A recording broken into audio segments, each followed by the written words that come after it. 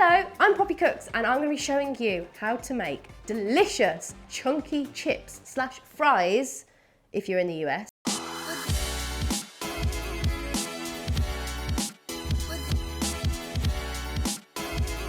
We're going to need a potato that can hold its texture a little bit more. In the UK, we're going to be using a rooster potato.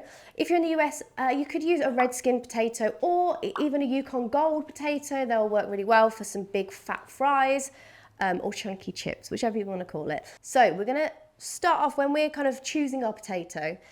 Make sure they're long enough for a nice fry or chip.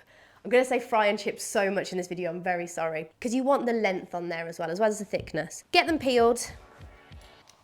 Oh. You can of course do skin on fries and skin on chips as well, if you'd rather. We are going for a circumcised fry. I don't know why I said that. If you want to keep the peelings, you very much can. You can throw them into the air fryer with a little bit of oil, a little bit of salt, a little bit of whatever else you fancy and make them nice and crispy, or you can put them into your compost heap. So we've got this lovely long baby here. And I'm going to just ever so slightly square it off. Now I'm trying to make these look super perfect. If you're at home, just leave that on, it's absolutely fine. And get a nice thick slab. It is about the thickness of my thumb, I'll take that. If your thumb's absolutely huge, maybe don't. It depends how big your thumb is. I'm not sure if you've got like a big toe thumb or like a little thumb. With any kind of these little wasty bits, 100% throw them into, when you're making mash, you could put them into, you know, if you're making like a sauce, you want to thicken it up. A really good way to do that is getting a little bit of potato in there because the starch will release and it can thicken it. You probably will still need something else to thicken it, but they can be used in that, get it into stocks, soups. So I've got some nice even slabs. We can start making our lovely long chips. I am a big fan of a fat chip. I like them as long as and as thick as you can get them, really. Nice girthy fry. So that's, you know, I'm looking for this situation. But of course, if you prefer a small, petite, crispy fry, please feel free to do it. But I'm showing you how to make chunkers. And I think, you know, in relation to a chunky chip, if you're gonna say it's a chunky chip, make sure it looks like a blooming chunky chip. Size matters when it comes to your chips, guys. So once you get your chunky chips cut up, you're gonna get them into some cold water. And then we're gonna bring that water up to boil, to parboil them.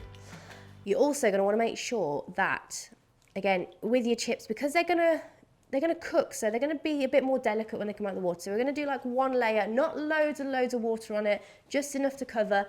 And you wanna make sure that it's really heavily salted, like the sea, so that all that chippy, potatoey flavour stays in the potato. Now, this is going to go on the hob, and once it comes up to like a little rolling boil, that's going to boil for around 5 to 7 minutes, a little bit less than you would with like a roast potato or with mash, because we still want them to hold that integral shape, and we don't want them to completely break down and fall apart. Once your chips have parboiled, you want to test them by just poking the end of a knife in, or a fork. I've got a little blunt knife which I like to use for me testing, and we're looking for them to just fall off the end of it. I am going to get them out. Instead of draining them through a colander where there's possibilities that they could tumble and break, we're going to actually scoop them up, and this is a spider. It's the biggest one. I thought I was ordering a normal size spider, but I actually got this massive, like, Hannibal Lecter one. A lot of Hannibal content coming through. I feel like I've got a thing about Silence of the Lambs at the minute.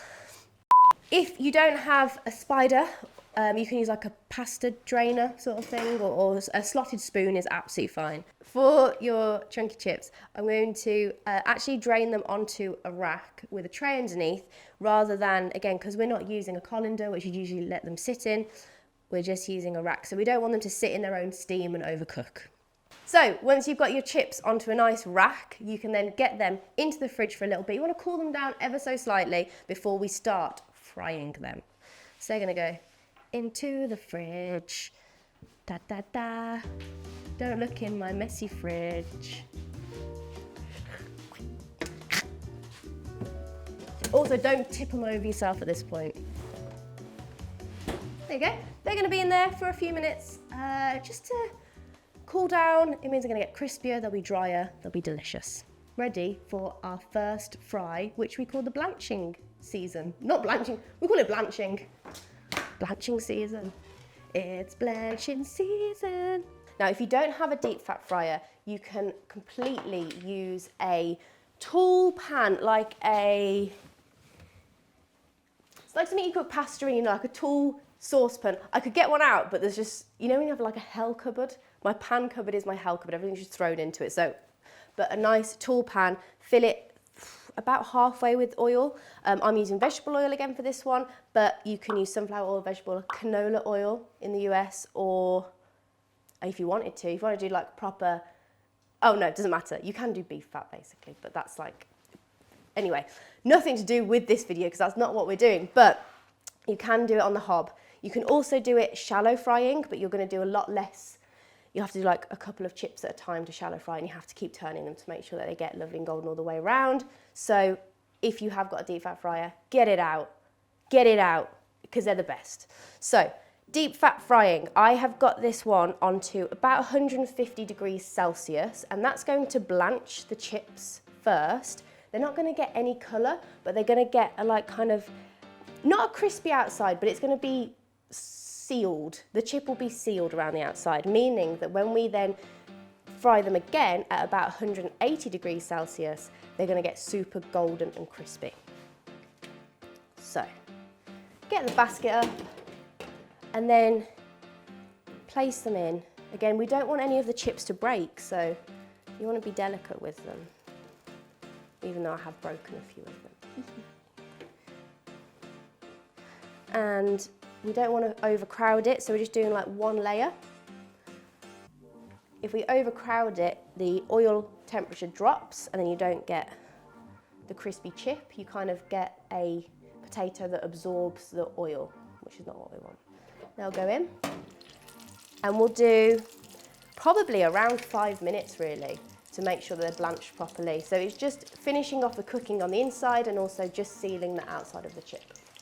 And when you're frying anything, all these bubbles are actually the last bits of the liquid evaporating and leaving. So when you're frying something like, I don't know, but back in the day when I was doing like croquettes and stuff, when all the bubbles are gone, you know that it's fully fried and cooked and it's going to be super crispy because there's no more liquid to come out of it. And if there's no more liquid, it can only be dry and crispy. Lovely. So about 5 minutes in, these are your chippy chips. Your chunky chips, your fat fries. So we can drain them onto some kitchen paper on a tray. And again, just being careful with them. You've already taken a lovely long process to get them here. So be gentle.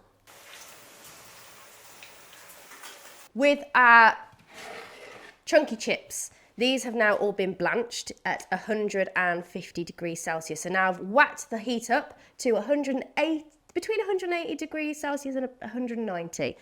So I'm now going to triple fry. It'll be the second fry, but it's the last bit of cooking on the fries, on the chips.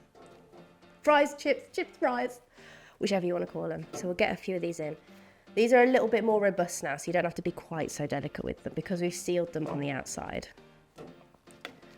If you wanted to get proper fancy, you would freeze these and then fry them in like, you know, in Heston Blumenthal's, he freezes them in between and all sorts, but we ain't got time for that.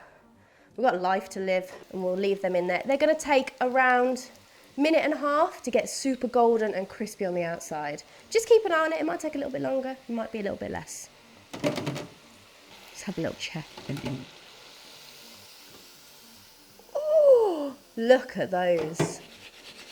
Golden and crispy. Now I've got a bowl lined with some kitchen paper so I can toss them in just to get rid of any excess oil. But those are so golden. And now we do the next batch. I'm going to do enough so we've got a mountain of chips.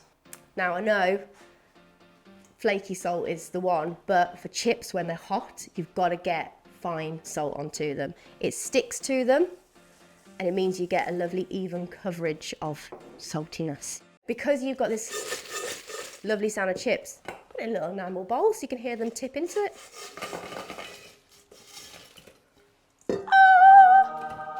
Super crispy, golden, delicious, chunky chips. Little broken one on the side there, that is for me. Cheers. Oh, they're so hot. They're so